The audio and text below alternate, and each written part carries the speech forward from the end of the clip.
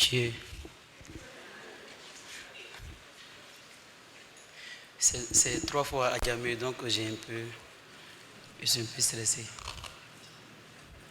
Bonjour chers frères et sœurs. Comment vous allez? Très bien? D'accord. Ce matin, on va partager la parole ensemble. 2 Samuel chapitre 6, on va lire la Bible.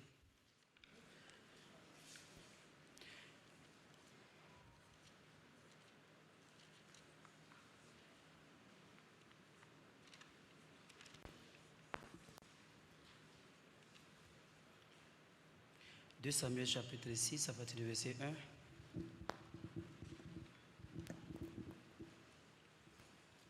À partir du verset 1 jusqu'au verset 7.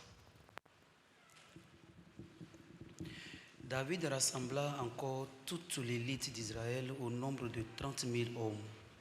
Et David, avec tout le peuple qui était auprès de lui, se mit en marche depuis Balé-Juda pour faire monter de l'arche de Dieu devant laquelle est évoqué le nom de l'Éternel des armées qui réside entre les chérubins au-dessus de l'arche. Il mit sur le char neuf l'arche de Dieu et l'emportait de la maison d'Abinadab sur la colline. Uza et Acho, fils d'Abinadab, conduisaient le char neuf. Il emportait donc de la maison d'Abinadab sur la colline. Uza marchait à côté de l'arche de Dieu et Acho allait devant l'arche. David et toute la maison d'Israël jouaient devant l'Éternel de toutes sortes d'instruments de bois, de cyprès, des harpes, des luttes, des tambourins, des sistres et des cymbales.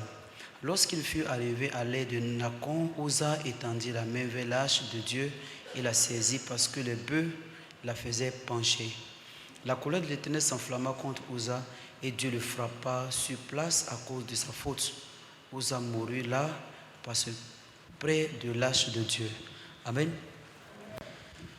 Moi, c'est le pasteur Edouard Kwame. Je suis le pasteur de l'église Bonne-Voie de la Grâce d'Adjamé. Et en tout cas, j'ai reçu la note que je devais intervenir ici, aujourd'hui, le 8.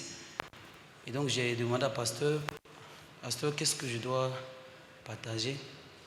Il m'a dit qu'il faut partager ce que Dieu t'a enseigné. Et donc, je devais fouiller, savoir, parce qu'il y a beaucoup de choses qu'on a appris, donc je devais savoir un peu qu'est-ce que Dieu m'a enseigné précisément pour ma vie spirituelle.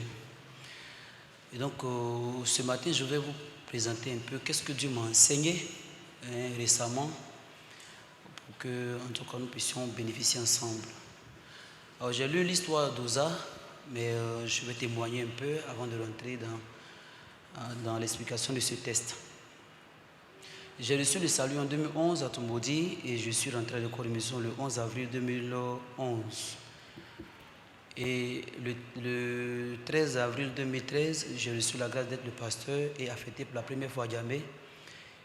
Mais il faut dire que j'ai commencé la vie spirituelle avec l'amour de l'évangile sans comprendre, sans connaître la vie de l'église. Généralement, les gens pensent que si on a reçu l'évangile, c'est suffisant. Mais en tant que pasteur, on doit prêcher l'évangile et puis enseigner la vie de l'église aux frères et sœurs. Et donc, j'avais la difficulté de comprendre la vie de l'église parce que je suis une personne qui croit en lui-même. Et donc, j'ai commencé le ministère à Djamé et le 9 juin 2013, l'église m'a affecté à Issia. Et en étant à Issia, je me suis marié. Et puis à Boaké, le 3 décembre 2013, je suis retourné à l'école de mission. Vous savez déjà, hein? Et donc, en étant à Boaké, je ne comprenais pas pourquoi Dieu permettait ce genre de choses dans ma vie. Parce que pour moi, on doit vivre la vie de l'évangile. Mais je me rends compte qu'il y a une autre vie que je dois découvrir que je ne savais pas. En tout cas, c'était un grand souci pour moi.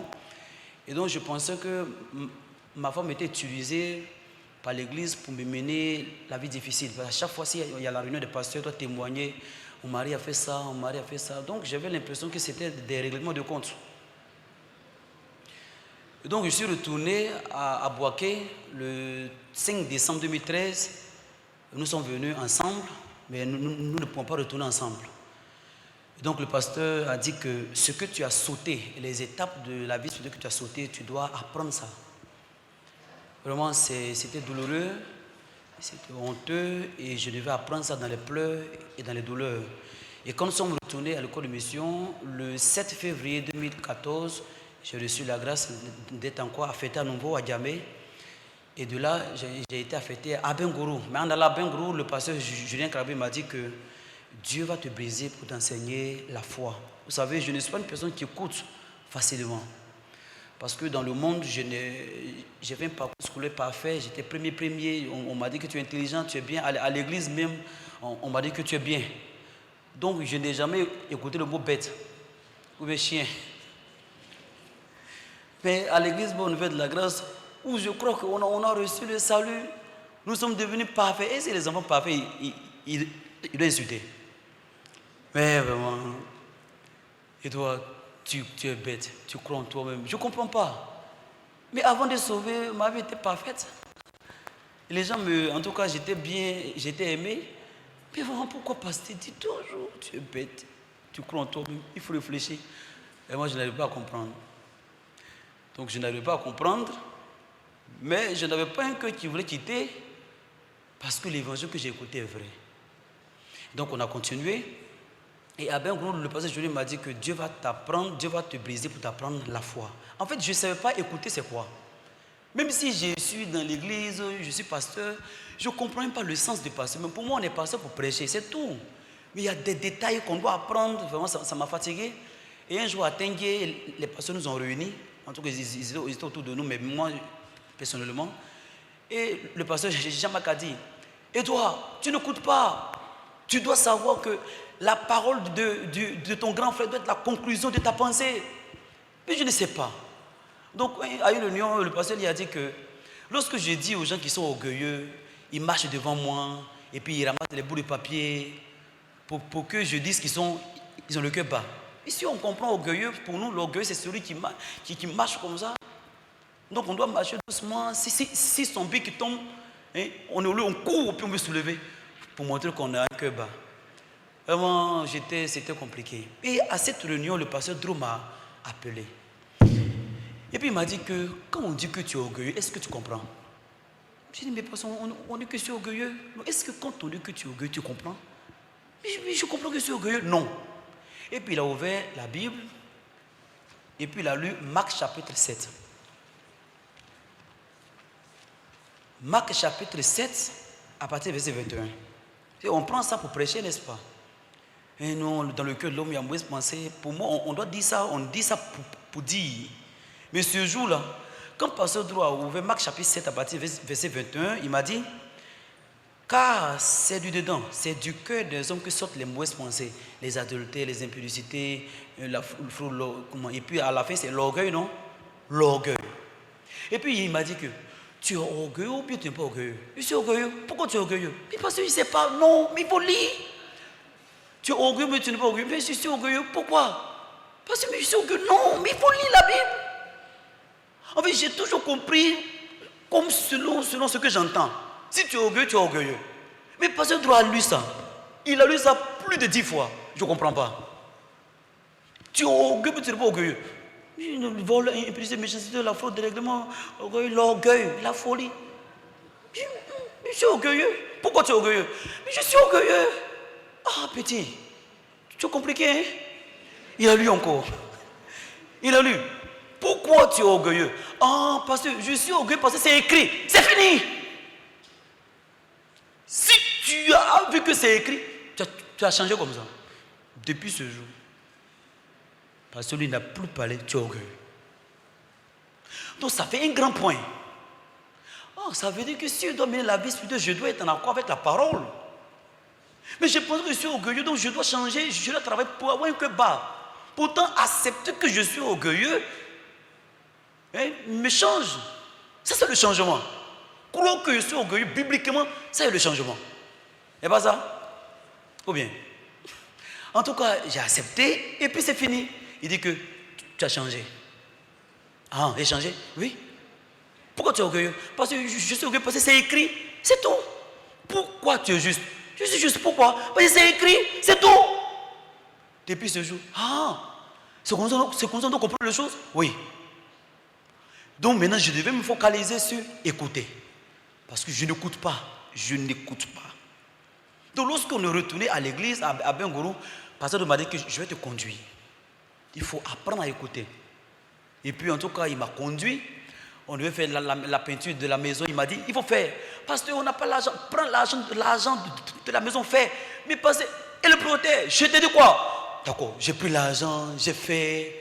Et puis le protéger, il a parlé. Et puis j'ai vu qu'en écoutant pasteur Dro, pour chaque étape de la vie spirituelle, j'ai vu qu'il n'y avait pas de soucis. J'étais libre. Et puis j'étais à l'aise. Et puis un peu, j'ai commencé à apprendre. Et puis un jour, ma femme avait voulu qu'on construise à Patam. Parce que j'avais peur de se remonter. Donc elle m'a poussé. Et puis on a commencé à construire à Patam.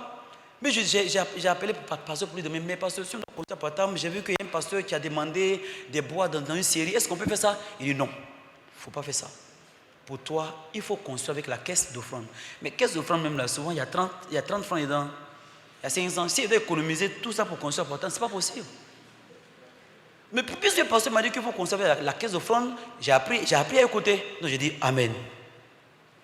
Et pendant ce temps, on a déposé le courrier au conseil régional. Et une fois que je suis au conseil régional, le directeur qui a reçu le courrier, il a lu le courrier en ma présence. Et en bas, il a vu pasteur Edouard. Et puis il m'a dit, tu es pasteur? J'ai dit oui, c'est pasteur.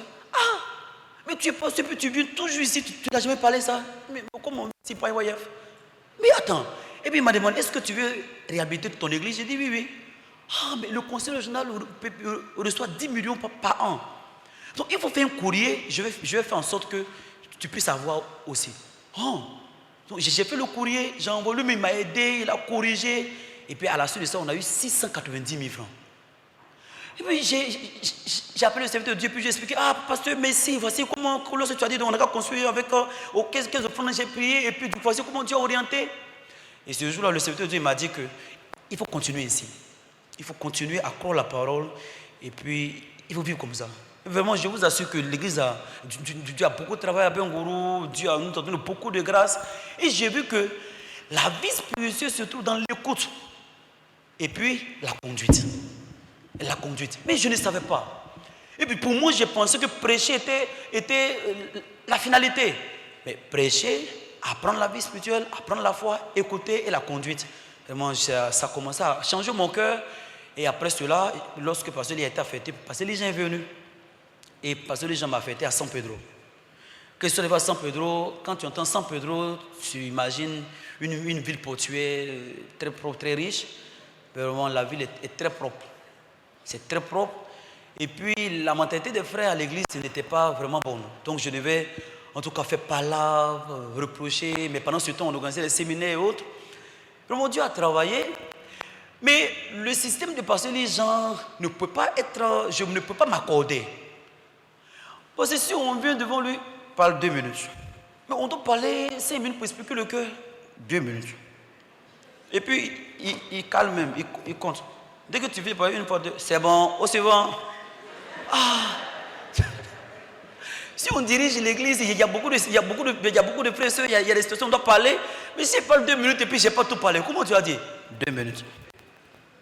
5 minutes. Et donc vraiment, c'était compliqué. Donc j'ai dit que vraiment, moi, je ne peux pas accepter. Donc quand j'étais à San Pedro, il m'a dit que tu dois faire, il a lu les 7 rois qui voyaient les 7 princes qui voyaient la face du roi dans le livre de Esther. Donc tu dois, pour toi, Edouard, tu dois voir ma face, toujours. Donc si on doit faire un programme, je dois lui envoyer, il doit faire un rapport. Vraiment, c'est compliqué. Mais c'est quoi? On doit faire un rapport et puis on doit demander et puis on doit expliquer. Donc j'ai rencontré beaucoup de problèmes avec lui. Et un jour, on a organisé le camp en ligne. Puisqu'il y avait le coronavirus, donc on a organisé le camp en ligne. Et puis ce jour-là, on a eu bœuf. On a eu sac de riz, on a eu poisson, on a eu beaucoup de choses. Donc dans ma joie, j'ai appelé. Allô? Oui, Edouard, ça va? Oui, pasteur, Dieu a travaillé. Il est resté calme. Qu'est-ce qu'il a fait? Pasteur, Dieu a donné bœuf, Dieu a donné sac de riz, Dieu a donné... Tais-toi! Parle-moi ton péché. Je dois parler quel péché ici? Dieu travaille, on parle du travail de Dieu, mais il y a un temps pour toutes choses. Un temps pour parler du travail de Dieu, un temps pour parler du péché. Pourquoi je dois combiner les deux? Ça ne m'arrange pas. Il m'a dit, parle ton péché. Parle-moi. Pasteur, et puis d'ailleurs, m'écoute moi-même.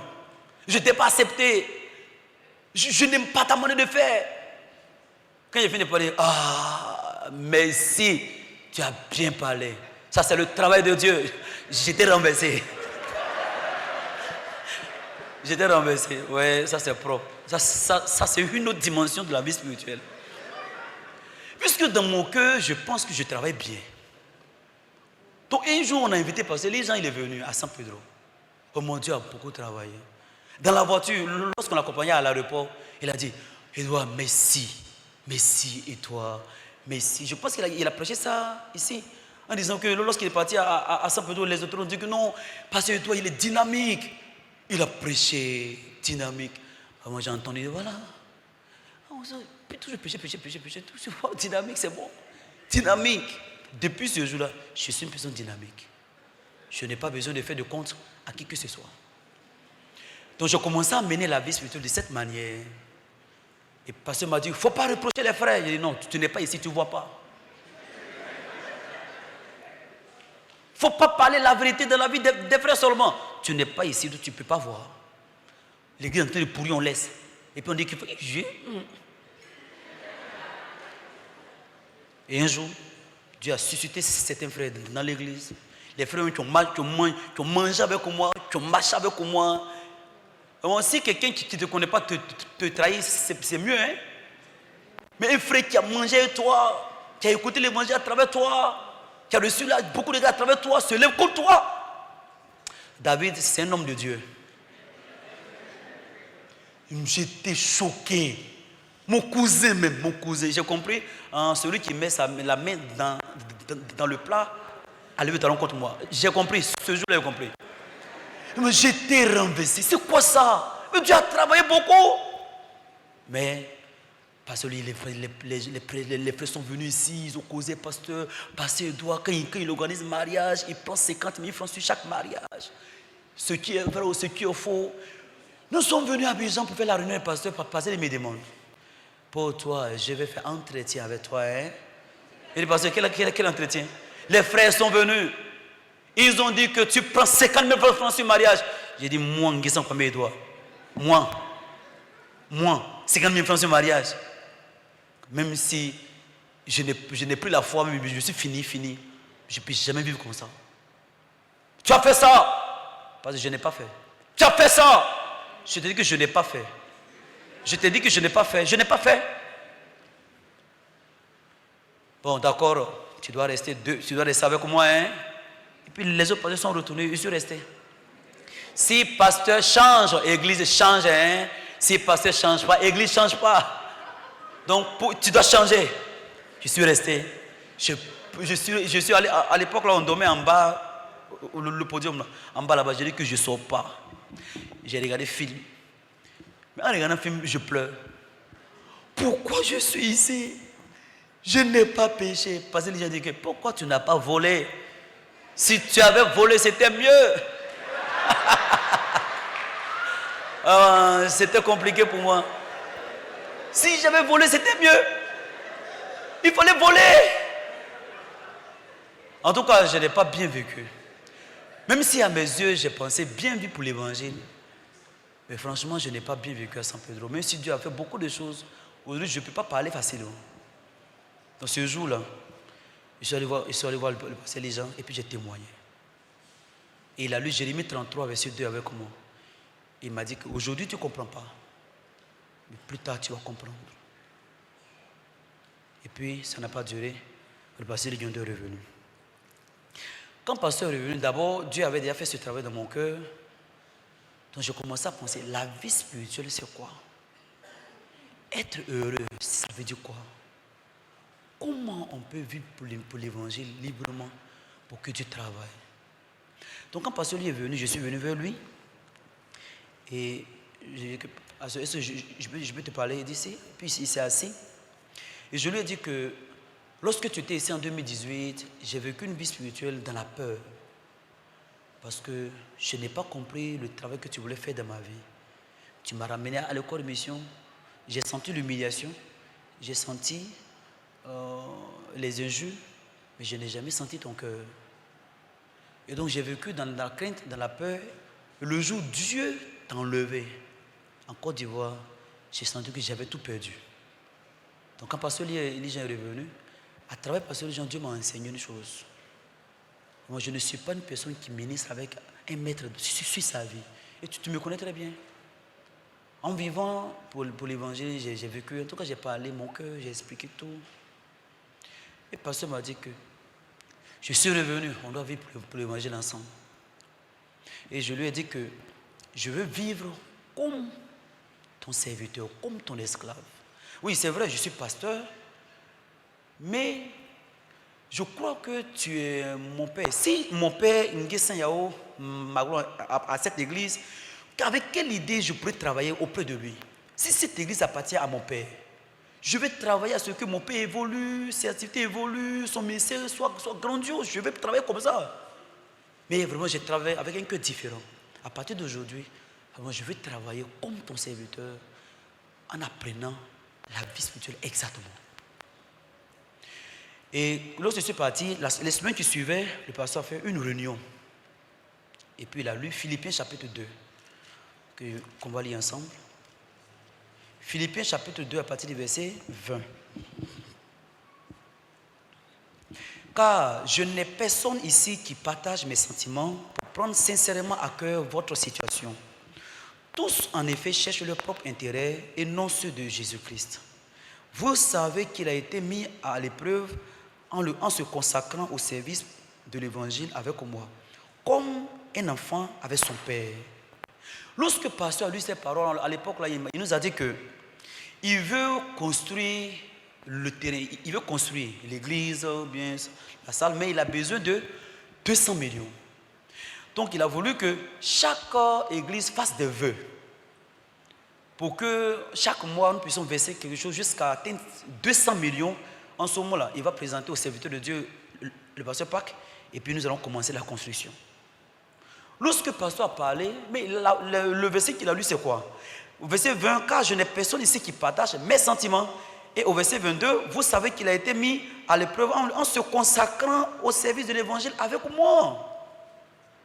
Et puis, comme un enfant avec son père. Et j'ai écouté cette parole comme l'accomplissement de l'entretien que j'ai eu avec le serviteur de Dieu. Et lorsqu'on a fini la réunion, j'ai pris une feuille. J'ai dit que tout ce qui sort de la bouche du pasteur, je vais faire. Je n'ai jamais appris à vivre ainsi. Donc, j'ai pris la responsabilité de faire la fiche de toutes les églises, de contrôler les entrées et les cotisations. Et puis, j'ai commencé à faire ce travail. Et ça m'a permis de réfléchir comment penser, comment causer avec les pasteurs, comment dresser la fiche, comment procéder aux encaissements. J'ai appris un peu, et on a commencé à payer. On a versé un peu. Avec ça, on a pris pour payer des terrains. Mais le cœur de Dieu a changé. Lorsque le cœur de Dieu a changé, il y avait eu ouverture des églises. 200 églises sans fidèles. Et lorsque le pasteur a parlé pour la première fois 200 églises sans fidèles, je prêchais un dimanche et puis j'ai dit que nous allons ouvrir 200 églises sans fidèles. Et pendant que je prêchais, cette parole m'est revenue. Et si tu prêches 200 églises sans fidèles, tu es à Djamé et puis tu dis 200 églises sans fidèles, qui doit ouvrir 200 églises sans fidèles? C'est toi. Oui, nous sommes plus de 93 pasteurs. Mais je crois que si une parole sort de la bouche de pasteur, c'est moi qui dois résoudre. Ce n'est pas un pasteur qui va résoudre, c'est moi. Parce que je veux apprendre cette vie spirituelle. Donc j'ai dit que j'ai réuni tous les frères, on a pris la carte, et puis on a vérifié. Après Azopé, il n'y a que l'église. Il y a Akoupe qui n'est pas encore ouverte, Ara, Bongwanou, Mbato. Et puis on s'est lancé.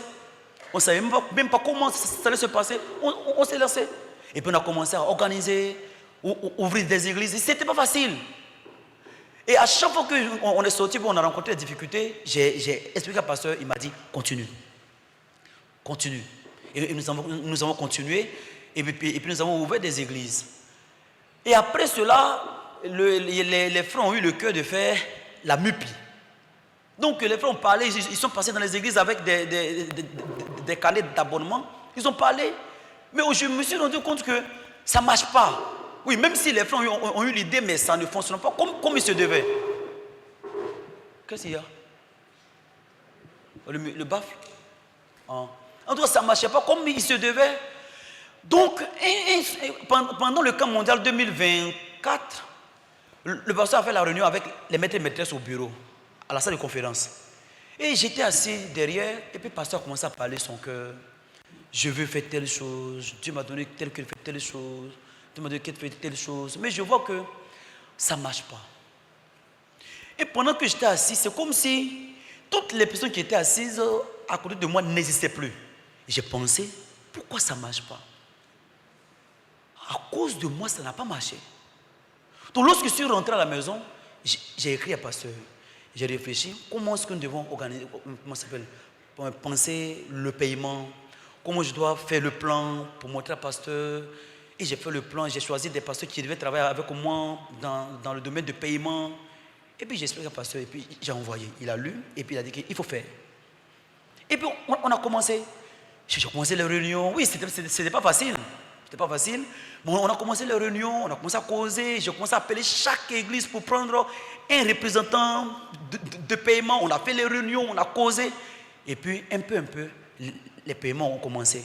Mais je pense que si pasteur reçoit le cœur, ce n'est pas quelqu'un qui doit réaliser, c'est moi. Ça, c'est le sentiment. Si je ne vis pas comme ça, je pourrais vivre pour quoi d'autre? J'ai échoué mon ministère 2 fois. Parce que je ne vis pas en considérant ce qui sort de la bouche du serviteur de Dieu et de l'église. Et depuis ce jour-là, on a commencé le paiement de la MIPI, achat de maison, les soutiens d'église. Et quand je suis arrivé à Djamé, j'ai vu que lorsque je commençais à penser les choses de l'église, j'ai eu d'autres idées pour penser à l'église d'Adjamé. Comment je pourrais organiser l'église d'Adjamé pour que les frères et sœurs soient d'abord heureux, aient le cœur de servir Dieu et gagnent le témoignage. Donc nous avons commencé à organiser les caravanes de séminaires, parce qu'en 2012, lorsque le pasteur a prêché au lycée classique, il a parlé de Marc chapitre 16 à partir du verset 15. Oui, lorsque Jésus a été ressuscité, ses disciples n'avaient pas cru. Ils n'avaient pas cru, donc ils l'ont renié. Mais quand Jésus est venu à eux, il leur a demandé, mais pourquoi est-ce que vous n'avez pas cru? Il a fait des reproches. Mais après avoir fini de faire des reproches aux disciples, il leur a dit, puis il leur dit, allez par tout le monde entier, prêchez la bonne nouvelle à toute la création. Et personne nous a demandé, comment Jésus peut confier l'évangile à des gens qui viennent à peine de le renier? Si nous étions à la place de Jésus, on ne peut pas confier l'évangile aux gens qui ne croient pas en lui. Mais Jésus a confié l'évangile aux gens qui ne croient même pas en lui. Pourquoi? Parce que Jésus pense que s'ils vivent pour l'évangile, ils deviendront des hommes de foi. Donc lorsque je suis arrivé à l'église d'Adjamé, j'ai senti vraiment les frères étaient enfermés dans leurs pensées. Ils ne peuvent pas faire quoi que ce soit. Ils étaient 80 et quelques. Mais le loyer, 120 000 francs, mais ils ne peuvent pas payer. Ils ne font pas là pour payer le loyer. Ils avaient peur. Et dans leur tête, église d'Adjamé misérable, on ne vaut rien. Oui, c'est vrai, je me suis rappelé cette parole et j'ai commencé à organiser des caravanes et séminaires. C'est vrai, ce n'est pas facile de prêcher 6 jours sur 7, chaque jour pendant 1 an. On a organisé des caravanes et séminaires. Au début, lorsque j'ai lancé, ils ont pensé que ça avait 1 semaine, puis on laisse. Mais 1 semaine, on continue 2 semaines, on continue 3 semaines. Ils vont au travail, ils descendent à 19h. Ils vont rentrer dans les embouteillages. Ils viennent au séminaire. On finit à 23h. Ils arrivent à la maison. Comment ils vont manger? Comment ils vont dormir? J'ai réfléchi. Si on ne change pas, on ne pourra plus changer. Si les frères et sœurs ne quittent pas cette idéologie, ils ne pourront jamais vivre pour l'évangile grandement. Donc j'ai commencé ce combat en leur donnant l'envie de prêcher l'évangile. On a organisé des caravanes, des séminaires. Au début, quand ils viennent, le bouche. Je m'en fous. Je prêche jusqu'à minuit. Souvent, ma femme qui est avec moi, chérie, il est l'heure, non? Il faut diminuer le temps. Laisse. Chérie, il est frère ici, je quitte le travail, il faut retourner. Laisse. Et puis on a commencé. Après ça, on a organisé des croisades. Et Dieu a commencé à changer le cœur des frères et sœurs un peu. un peu. Diacre Kefa. Un jour, à un séminaire, il est venu me dire que non, pasteur, il y a mon oncle qui est musulman. Son fils se marie. Il se marie où? À la mosquée. Et donc, non, pasteur, au fait, je veux aller au mariage. Un dimanche, le pasteur, où? À la mosquée. Pourquoi? Et puis il a graissé sa tête. Et puis il est parti à la mosquée un dimanche. Mais je ne peux pas comprendre. Pourquoi tu vas à la mosquée un dimanche?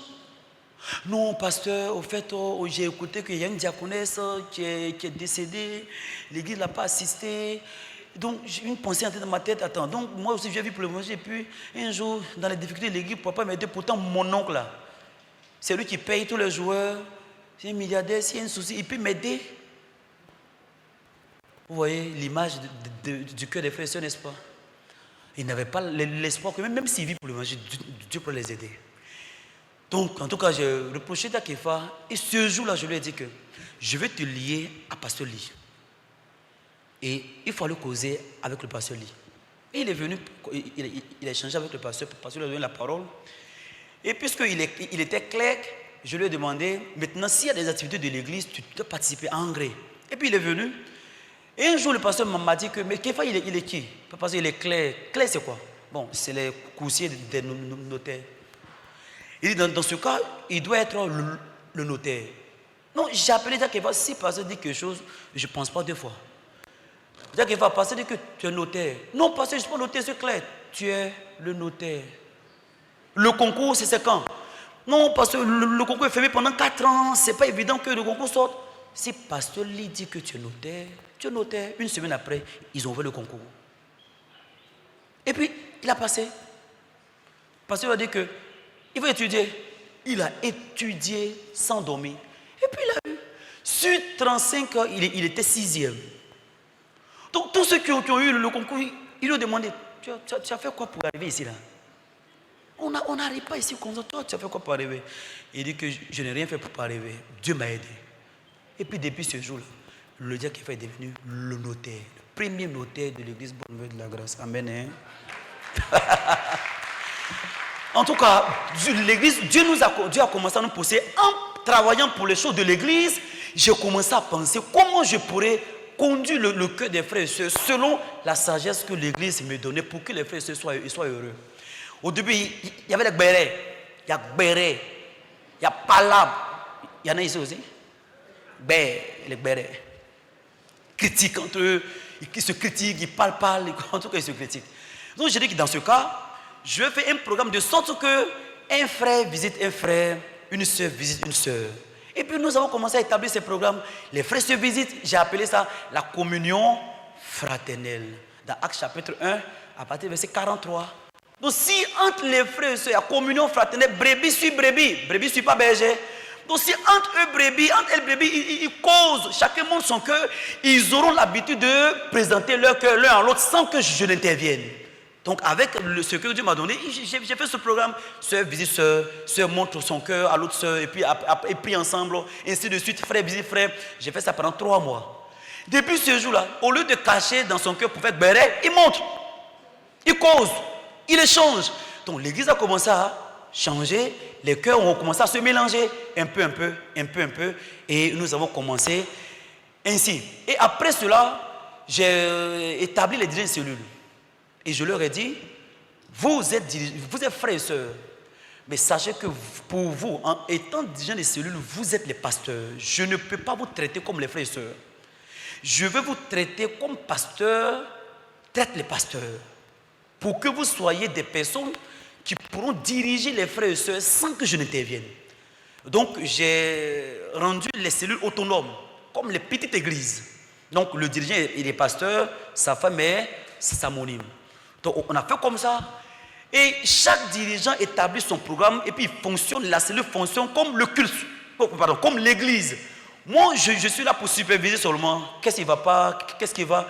Donc, le dirigeant, il est lié à moi. Et puis, même si je ne peux pas causer avec un frère parce qu'il est isolé, si le dirigeant est lié à moi, s'il a mon cœur, il peut transmettre mon cœur facilement. Et puis, le cœur de ce frère peut être rattaché à l'église. Donc j'ai pensé de cette manière et puis j'ai établi les dirigeants.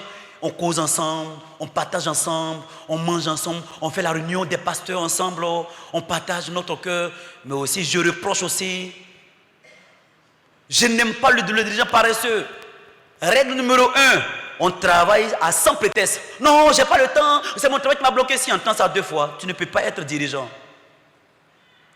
Si tu organises un séminaire, non, pasteur, il va pleuvoir. Tu as essayé? Sans essayer, il ne faut pas dire que c'est possible, c'est impossible. Essaie d'abord. Donc, règle numéro 2, tout programme peut être fait par moi, à condition que j'essaie. Essayez. Donc, ils ont commencé à essayer.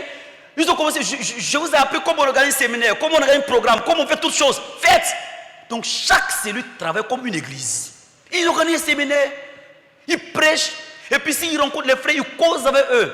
Et je leur ai dit, gagnez le cœur. Un jour, en lisant la Bible, j'ai vu, les présents corrompent la bouche du juste. C'est comme ça. En rencontrant les frères et sœurs, achetez banane douce, achetez pain, achetez raisin, achetez pokofou. En rendant visite aux nouvelles personnes, donnez. Si le cœur corrompu, la parole entre. Donc tous les dirigeants, ils font ça. Ils achètent sac de riz. Est-ce que vous faites comme ça ici? Quel dirigeant fait ça? Levez la main. En achetant comme un petit sac de riz de 5 kilos, en achetant riz, comment ça s'appelle, huile, 5 litres, donnez. En donnant en bas, il faut prêcher la parole. Sans que je ne jette des coups de poing dans les 9 cellules, ça marche très bien. Les frères sont commencés à augmenter. Ils viennent au culte, ils sont dans la joie. Je suis assis, je les regarde. Qu'est-ce qui change comme ça? De 150, on est monté à 200. Actuellement, on va. Et je suis venu voir le serviteur de Dieu. Puis j'ai expliqué mon cœur, souvent qui tombe dans la chair. Parce que souvent, si je n'ai rien à faire, vraiment, mon cœur tombe dans la chair. Facebook ou bien quoi. Il m'a dit que actuellement, je vais organiser la croisade avec le pasteur Sopak au stade. C'est un grand rêve que je ne peux jamais réaliser. À cause de ce rêve, je ne vais pas faire n'importe quoi. Donc toi aussi, il faut avoir un rêve que tu ne peux jamais réaliser. Depuis ce jour-là, tu seras concentré. Amen. Donc je me dis, quel rêve je dois avoir pour ne pas... je dois être la deuxième plus grande église après Angré. En fait, ça veut dire que je serai la deuxième plus grande église de la Côte d'Ivoire. Donc je commence à parler aux frères et sœurs. Nous sommes la deuxième plus grande église après Angré. Ils me regardent. Deuxième plus grande église après Angré. Deuxième plus grande église après Angré. J'ai parlé pendant 1 mois, 1 an. Ce n'est pas entré récemment. Deuxième plus grande église après Angré. Un dirigeant a pris Arnold. Il a changé, j'ai changé le nom de l'église, la deuxième plus grande église après Angré. Il a changé. Arnold a changé. La deuxième plus grande cellule de toutes les cellules. Et ceci, tout le monde a pris deuxième plus grande église, deuxième plus grande église. Ça marche. Donc, puisque les dirigeants, sans mon cœur, il ne peut pas être dirigeant. S'il n'a pas mon cœur, il ne peut pas être dirigeant. Même s'il prêche bien, même s'il parle bien, s'il n'a pas le cœur, il ne peut pas être. Parce que si un cœur est défaillant, Dieu ne peut pas travailler. Amen. Amen. Alors les gens disent que c'est pas compliqué, c'est biblique. Ensemble, nous, on a eu ce cœur. Ensemble, on doit avoir le même sentiment. Ensemble, on doit rêver pour l'église, pour la joie des frères et sœurs. Et on a commencé de cette manière. Et puis, ils ont commencé à causer avec les frères. Les cellules ont commencé à augmenter. Et puis, on a divisé les cellules. Mais je vous assure que, avant-hier, depuis que l'année 2025 a commencé, on n'a jamais organisé de culte spécial. En voyant le cœur qui est devenu un, j'ai dit, on va lancer le premier culte spécial de l'année 2025 pour la deuxième plus grande église après Angré. Nous sommes la deuxième plus grande église, pas en nombre seulement, en connaissance, en foi, en témoignage, et puis en unité de cœur. Vous avez compris? Oui, pasteur. Compris? Oui, pasteur. Allons seulement. Et on a lancé le culte spécial. Et cette fois-ci, je vois que généralement, si on a un culte spécial, on fait les processus, on donne ça aux dirigeants cellules. Et puis quand il arrive, il donne un bon, tiens, prends pour toi, un pour toi. Et puis quand on dit que combien d'invités? Bon, il ne sait pas, hein, on a donné les fleurs, on attend. Donc même si 500 personnes invitent, il y a au moins 20, 30. Et puis ce qui me fait mal souvent quand je prêche, je vois que quand ils cherchent un cahier trop pas, prospectus là, ils tournent derrière et puis ils commencent à écrire. Ils n'ont pas le temps de mobiliser. Donc j'ai réfléchi. Si c'est comme ça, au lieu que vous mobilisez en groupe, si dans la cellule il y a 24 frères et sœurs, 24 frères et sœurs doivent mobiliser personnellement, individuellement. Comment? J'ai mis pour atteindre 500 fidèles, on doit mobiliser 2000 personnes. Donc, amis, connaissances, parents, cousins, nièces, neveux, collègues, patrons, CLF, comment il s'appelle, English Contest, j'ai fait la liste. Chaque frère, un frère invite amis, connaissances, parents, neveux, nièces, cousins, et ainsi de suite. C'est pas que ensemble on invite collègues, non. Donc j'ai fait ce programme et je vous assure que chaque frère a invité 60 personnes. 60 personnes. En lisant la Bible dans 2 Samuel chapitre 23 à partir du verset 8, je suis Benoît, avec une seule lance, il a tué 800 personnes. C'est pas sorcellerie ça. Il a lancé la lance là, comment? Via. Ça c'est la force de Dieu. Donc celui qui reçoit le cœur de Dieu, avec une seule lance, il peut tuer 800. C'est comme ça, avec une seule lance, une personne, une parole seulement, une personne peut briser 300. Effectivement, certains frères ont brisé 60 personnes. Et sur les 60, 20 sont venus. Au lieu que 20 invitent 20, 1 invite 20. 1 invite 30. Et 1 invite 11. Et toi, pasteur, 6 sont venus. Et toi, 11. Et toi, 20. Et toi, 50. 15. Et toi. Dimanche, j'ai dit qu'aucun frère ne s'assoit au temple. Les nouvelles personnes seulement au temple. Tous les autres frères, débrouillez-vous. Si vous voulez, asseyez-vous en haut, bien si vous voulez, en tout cas, ça ne m'intéresse pas. Débrouillez-vous. Et puis on attendait. On attendait. Si ça ne marche pas, au moins on a essayé. Si ça ne marche pas, au moins on a essayé. Si Dieu nous est favorable, qui t'a dit qu'on ne battra pas tous les fils d'Anak? Si Dieu est favorable, c'est possible. Si Dieu n'est pas, je m'en fous. Au moins on a essayé. Faut pas dire c'est pas possible. Faut pas dire on peut pas le faire. On peut le faire. Nous sommes la 2e plus grande église. Mais pasteur, déjà on attendait les taxis garent. Les gens rentrent. Comme Mlé. Vous connaissez Mlé? Bon, si tu n'es pas parlé, tant pis. Mlé là. Les gens rentrent. Je suis arrêté, je regarde les gens. Les gens rentrent. En baouleur, on aime donner le sens au mot. Quand moi, ça veut dire que ça sonne pas. Donc, les gens rentrent un peu. L'église, la salle est remplie. 275 personnes à l'intérieur. Nouvelles personnes. Les autres, à côté. Ce dimanche-là, j'ai soulevé ma cuillère, mon petit couteau, j'ai déposé, je vais bien vous manger. En fait, quand ils sont venus, ils ne savent même pas s'ils sont nouvelles. Parce que, on vient à l'église, dans notre cœur, nous tous, on sait que c'est des nouvelles personnes.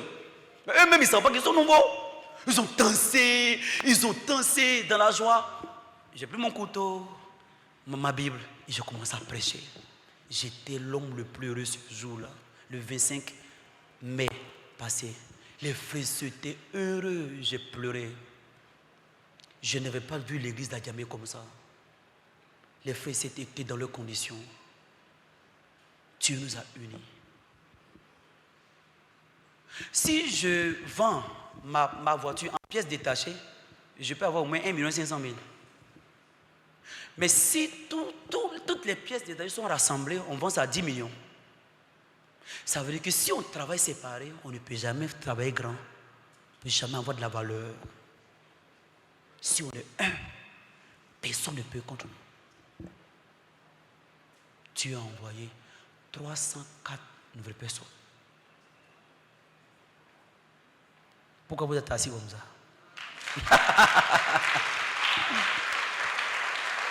304 nouvelles personnes. Et je leur ai dit, si tu n'as pas encore essayé, il ne faut pas dire que c'est impossible. Nous devons être la source d'inspiration pour les autres. Et lorsque je suis arrivé, 1 an après, j'ai dit, les gens ils vont vous inviter. Vous allez aller dans l'église pour témoigner. Les gens qui trouvent dans l'église pour venir à Djamé pour écouter notre témoignage. Qu'est-ce que Dieu ne peut pas faire? Si on vit pour l'évangile, il n'y a aucune chose qui peut nous empêcher. Tu vas travailler. Vivons, suivez-moi, allons-y seulement. Tant que je ne vole pas, tant que je ne quitterai pas Dieu, Dieu travaillera certainement. Je crois, parce que je suis le serviteur de Dieu qui a la parole, qui a la foi. Je n'ai aucun souci. Dieu a travaillé. Aujourd'hui, dimanche, je suis passé après le culte spécial, tous les frères et sœurs, pratiquement 95% sont allés en mission. Il n'y a pas l'argent, hein. D'autres ont expérimenté pour aller. Ils sont là en mission. L'église était vide. Ils sont revenus dimanche. Ils ont témoigné. Lorsque j'ai vu cette image et puis j'ai vu l'église que j'ai trouvée en 2021, j'ai pleuré. J'ai pleuré. J'ai compris que la vie spirituelle, le secret est simple. Vivre avec le cœur du serviteur de Dieu. Lorsque j'avais reçu l'évangile en 2011 et puis je suis rentré dans l'église, on était Engrais Saint-Christophe. L'atmosphère que j'ai trouvée dans notre église, les frères et ceux qui étaient vivants, celui qui n'a pas de témoignage, il doit témoigner forcé. S'il ramasse bic, il doit témoigner. S'il ramasse crayon, il doit témoigner. Cette atmosphère était l'atmosphère de l'évangile, de la joie. On expérimentait Dieu, on gagnait Dieu. Les frères et ceux étaient contents. Au fil du temps, gagner Dieu est devenu compliqué. Et nous avons commencé à souffrir. Je ne veux pas perdre ce que je veux. Et je conduis par la grâce de Dieu et par la conduite du serviteur de Dieu les frères et sœurs d'Adjamé de cette manière. Même si on ne peut pas être deuxième plus grande église après Engrais, il ne faut pas penser que ce n'est pas possible. Actuellement, nous sommes presque 230. Nous continuons. Même si on a trop de difficultés, on continue. Et en voyant les dirigeants qui servent les frères et sœurs, ils sont bénis. Ils sont heureux. Et je suis heureux. On va lire une parole. 2 Samuel. 2 Samuel chapitre 18. À partir du verset 11. Verset 10. Un homme ayant vu cela vint dire à Joab, voici, j'ai vu Absalom suspendu à un térébinthe. Et Joab dit à l'homme qui lui apporta cette nouvelle, tu l'as vu? Pourquoi donc ne l'as-tu pas battu sur place? Je t'aurais donné 10 cycles d'argent et une ceinture. Mais cet homme dit à Joab, quand je pèserai dans ma main 1000 cycles d'argent, je ne mettrai pas la main sur le fils du roi, car nous avons entendu cet ordre que le roi t'a donné, à toi, à Abishai et à Itaï. Prenez garde chacun au jeune Absalom. Car il y a une différence entre le serviteur qui a vu Absalom suspendu au térébinthe et puis Joab. Est-ce que vous constatez la différence? Quelle est la différence? Quelle est la différence? Le serviteur a dit, Joab lui a dit, au verset 11, Joab dit à l'homme qui lui apporta la nouvelle, tu l'as vu, pourquoi donc ne l'as-tu pas abattu sur place? Je t'aurais donné 10 cycles d'argent et une ceinture. Et le serviteur lui a dit, mais cet homme répond, quand je pèserai dans ma main 1000 cycles d'argent, Joab dit que je te donne 10 cycles. Il dit, même si tu me donnes 1000 cycles, je ne peux jamais porter la main contre l'un de l'Éternel. Pourquoi il a parlé comme ça? Nous tous, on a entendu ce que le roi a dit. Ce que le roi a dit est au-dessus de 1000 cycles d'argent. Ce que le roi a dit, ce que nous connaissons. Ce serviteur, il n'est pas en train de parler de son expérience. Il parle de sa connaissance. Qu'est-ce que nous avons connu? Qu'est-ce que le roi nous a appris? Ça, c'est nos connaissances. Si nous sommes devant la situation, on doit réagir avec quoi? Ce qu'on a entendu. Tu parles quoi? Tu dis que donc ce que tu as entendu, pour toi, ça vaut combien? 10 000 cycles. Ce que j'ai entendu, pour moi, ça dépasse 1000 cycles d'argent. Si nous sommes devant la difficulté, ou devant la situation, mais devant le désir, tout ce que nous avons appris de l'église ne peut pas être appliqué au risque de notre vie, dans notre vie. S'il est devant bien, il boit. S'il est devant femme, il cherche. S'il est devant l'église, il critique. Il oublie totalement ce qu'il a appris, mais ce qu'il n'a même pas appris, ça sort. Pourquoi il n'est pas malheureux? Lorsque je causais certains frères, frère, tu veux être heureux? Oui. Parmi vous ici, qui ne veut pas être heureux? Je pense que je veux être heureux. Levez la main s'il vous plaît. Levez la main s'il vous plaît, s'il vous plaît. Je suis, d'accord, je change ma question. Je suis l'homme le plus heureux. Levez la main. Je suis heureux. Heureux. Je vais tester.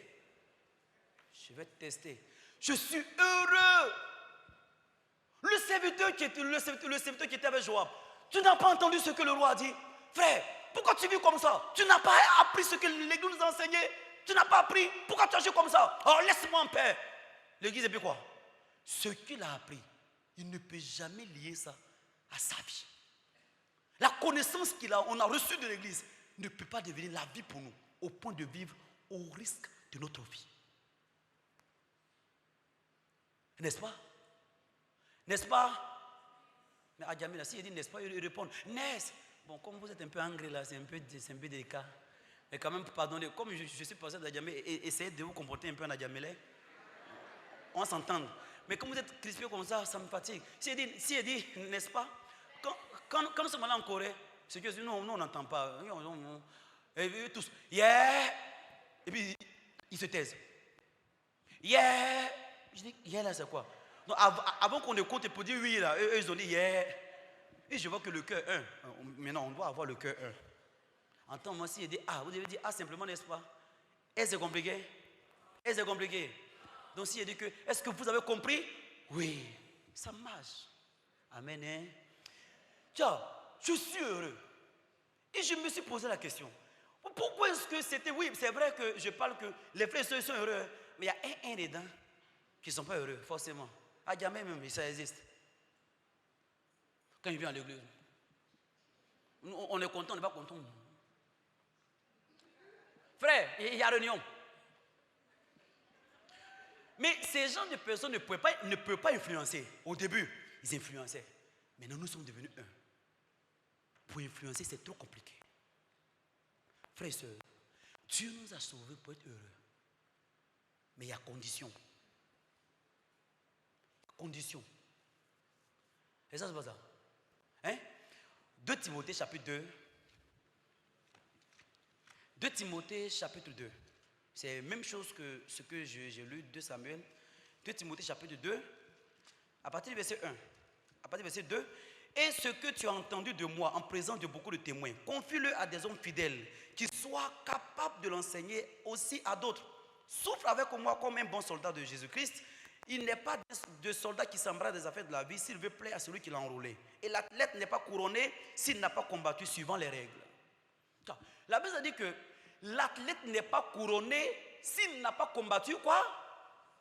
Ça veut dire que pour qu'on soit couronné, il y a condition ou bien il n'y a pas condition?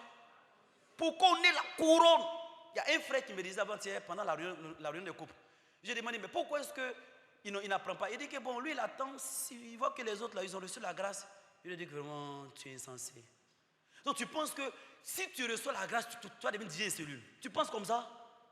Donc tu sais, tous ceux qui sont, on invite les gens pour témoigner, on invite les diacres pour aller ici partout pour témoigner, les autres témoignent, ça toi de derrière. Tu penses que quand la grâce va descendre, en ce moment tu pourras témoigner. Sans apprendre la foi, tu penses qu'une grâce spéciale va descendre sur ta vie. Qui t'a enseigné ça? Tu es sauvé, ça fait plus de presque 10 ans, tu as cette conception dans ta tête. Sans apprendre, sans prêcher l'évangile, sans vivre par la foi, sans offrir même. Il pense que Dieu va travailler. Tu vas, c'est ça, non? Le Saint-Esprit du monde, il ne trie pas. Il tombe sur le monde. La parole, pour qu'elle s'applique, il faut la condition. Donc, Paul a dit quoi? Si l'athlète n'est pas couronné, s'il n'a pas combattu suivant les règles. Les règles, là, c'est quoi? Les règles, c'est quoi? Au verset 2. Et ce que tu as entendu de moi en présence de beaucoup de témoins, c'est ça la règle. Ce que j'ai entendu, si je vis avec ce que j'ai entendu, franchement, est-ce que je peux avoir problème? Frères et sœurs, si nous tous on vit avec ce que l'Église nous enseigne, est-ce qu'il peut y avoir problème dans notre vie? Est-ce qu'on peut avoir des soucis dans notre vie? Si on abandonne notre pensée devant la situation, si on croit la parole devant la situation, si on vit avec la parole, qui va avoir un problème? Est-ce que tous nos problèmes ne seront pas résolus? Est-ce que les problèmes ne seront pas résolus? Si on a combattu en suivant les règles, franchement, on sera en paix. Mais qui commence en suivant les règles? Donc, je vais faire un exercice. Je suis heureux en vivant pour l'évangile. Levez la main.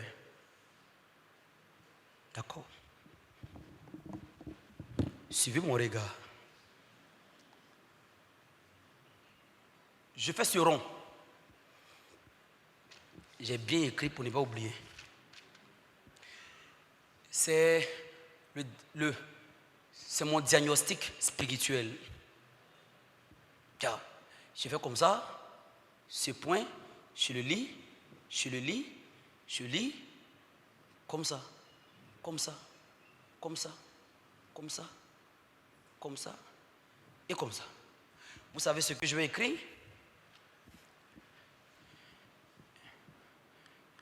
Lecture de la Bible.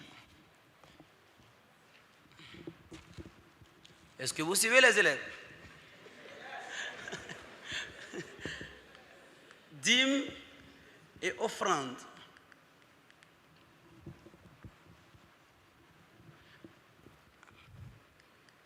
Achat de maison.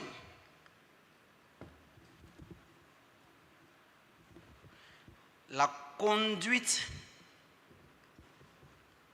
de l'Église. Et puis,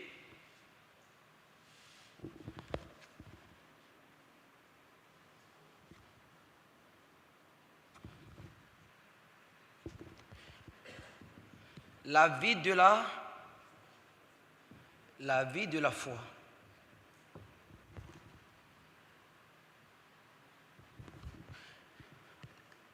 La connexion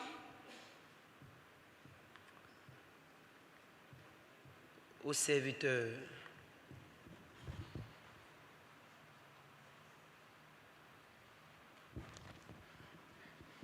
La MUPI. Sans manquer. Tu as le témoignage. Dieu, moi je ne vous connais pas, mais vous connaissez. Donc, aucun menteur ne sera épargné. Évangélisation. Cellule de prière. Et puis, le dernier point, et puis je vais appeler les candidats.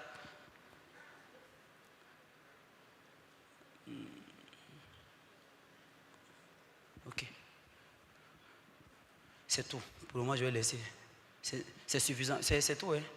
Un ici, un ici, un ici, ici, ici, ici, ici, ici, ici et ici. Alors, frères et sœurs, si on a lu, on va appliquer. Il n'est pas de quoi? Hein? Et l'athlète n'est pas couronné s'il n'a pas combattu suivant les règles. Je n'ai pas pris beaucoup, j'ai pris quelques points. Je suis heureux dans l'église. Levez la main. Vous-même, vous allez juger. Je suis heureux dans l'église. Levez la main, s'il vous plaît. Il ne faut pas baisser les bras, s'il vous plaît.